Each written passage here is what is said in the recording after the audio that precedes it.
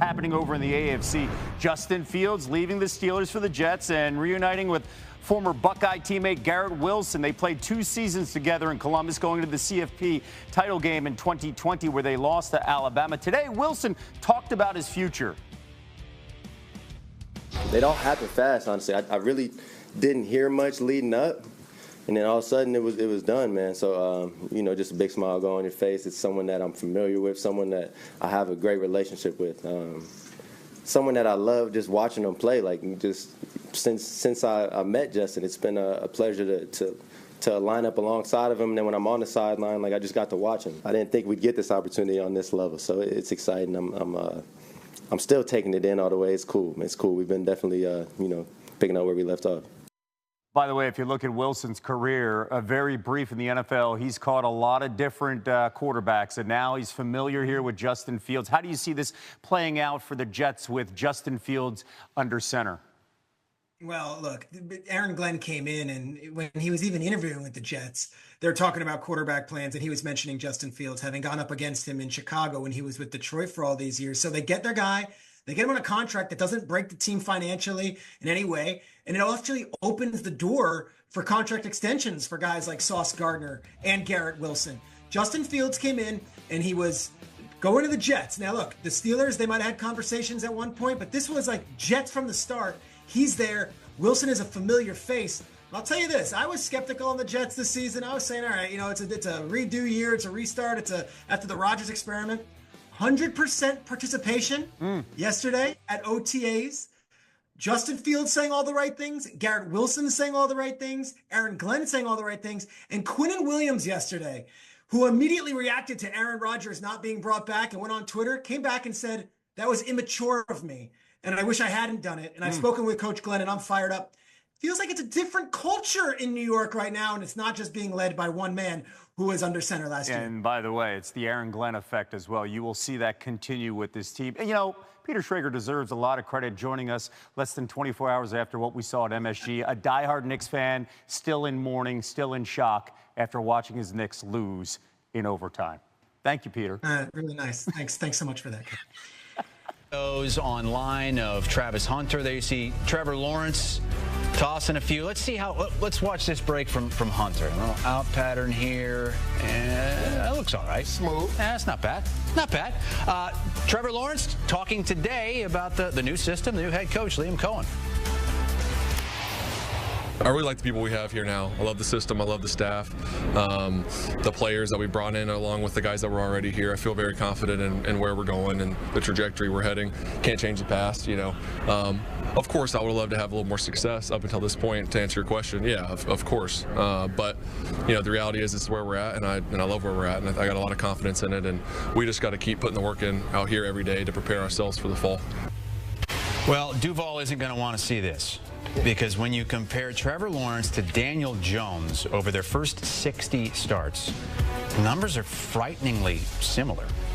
Yet Trevor's still thought of as a franchise QB, still hope he's the savior of the Jaguars franchise, and Jones was cast off by the Giants, now with the Colts, trying to beat out Anthony Richardson for the starting job there. As you look at some of the notable quarterback battles we'll see playing out over the summer, 4-way battle in Cleveland, 3-way battle with the New York Giants, and the Steelers, they wouldn't have a battle if Aaron Rodgers would decide to join. Let's go through these competitions with Lige Douzable and Mike Renner. And guys, we're going to start with the Indianapolis Colts, where Anthony Richardson has been unable to stay healthy for the majority of his first 2 seasons.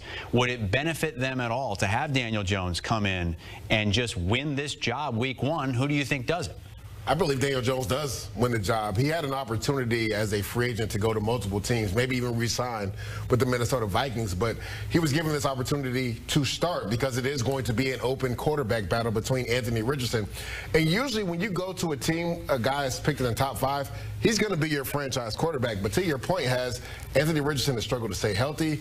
Also commitment issues, right? Last year he comes out and says, I'm tired and have to come off the field for a play, which, again, those offensive linemen have to be looking at him him crazy when he came back on the field after saying, I just needed a break. You don't think we need a break after each single play? So Daniel Jones right there, you see his record the last couple of years, 2022. That's the reason why he got paid, right? Did you ever ask out? Did you ever say I need out, Coach? No, I never. Now we have a nice rotation on D-line, but I never asked to come out of the game. Like I'm tired. I need a little break. Exactly. You're not supposed to do that. Everybody's tired when they're playing in the NFL. But as a quarterback, everybody has to believe that you're the leader and that you're willing to go through the foxhole and the fire with them. And that doesn't prove that when you're taking yourself out of the game. So I ultimately believe Daniel Jones will win this job just because Anthony Richardson has had 2 years. He's been banged up, and he hasn't been consistent throwing the football.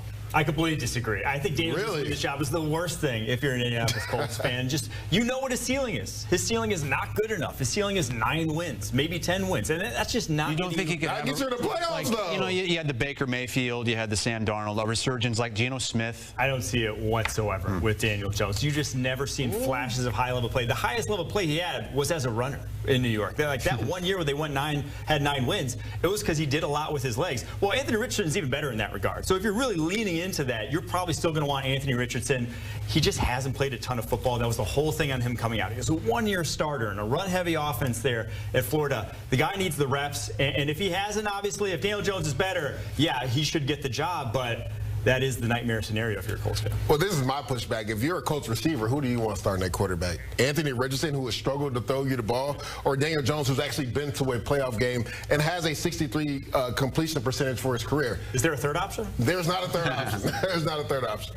Mike, let me ask you this. What about the Giants? And there are so many interesting quarterback rooms and personality-driven quarterback rooms here. You get Russell Wilson, Jameis Winston, and now you have Jackson Dart in the mix. Now, Brian Daboll has said repeatedly it's Russ's job to lose. He's going to take first-team reps. He's going to start week 1. But how much could things change over the course of the season? Or in the summer? I bet they don't. I bet it's Russell's until basically the season or until he gets hurt. I doubt they change course. I bet it is him through and through. Jackson Dart, coming from that Ole Miss offense, it was so gimmicky. It does not prepare you for the NFL. He's going to struggle or need that seasoning coming in. But Russell Wilson, the biggest selling point for him compared to Jameis, compared to Daniel Jones, who just left. He doesn't fumble. He doesn't throw it to the other team. He's not going to turn the ball over. Yeah, he may take some bad sacks, but he's a good deep ball thrower to a offense that has 2 great deep ball wide receivers in Darius Slayton and Malik Neighbors. So it pairs well enough. And again, he's not going to go out and lose you games. This is a defense-first football team at this point with that defensive line.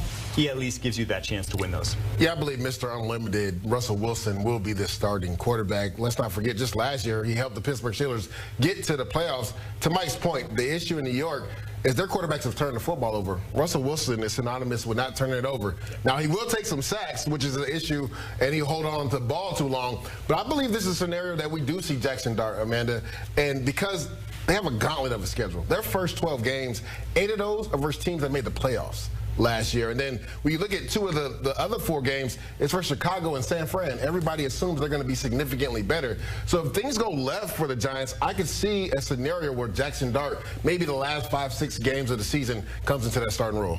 Let's go to the Cleveland Browns, who have a 4-way battle with Deshaun Watson not a part of that because he's likely going to be out the whole season with his injury. You got Flacco, you got Pickett, you have Gabriel, you have Sanders. So a couple of rookies there. Who's going to start week 1? Who will ultimately be the starter? I say Kenny Pickett starts week 1. They traded a 5th-round pick for him. This is a guy that has a former 1st-round pick, and I think will benefit from playing in the offense under Kevin Stefanski. Now, again, we were talking about this earlier with the Indianapolis Colts. It's like dealer's choice. Who do you pick when you look at these 4 quarterbacks?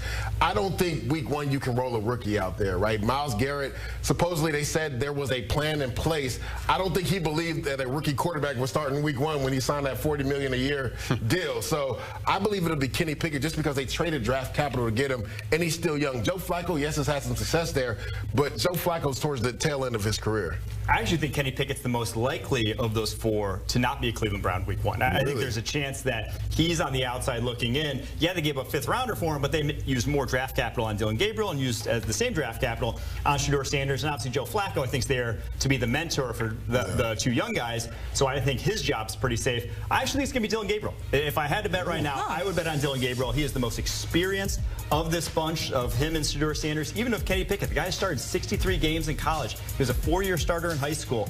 What I saw from him at Oregon was a guy who can handle the rigors of an NFL offense. Maybe he doesn't have this high ceiling, but he at least gets the fan base excited that you have a rookie out there for a fan base that's obviously been kicked to the curb in the Deshaun Watson era. Okay, our producer wants us to go quickly on this, which is really hard to go quickly on the Steelers. Hurry up, spit it out, spit it out. Mason Rudolph, Will Howard there, both of them very gritty. They both want that job, and we still don't know. Aaron Rodgers is making headlines, just not about football. Who starts week 1? Mason Rudolph. He's very familiar with this team. He took them to the playoffs in 2020.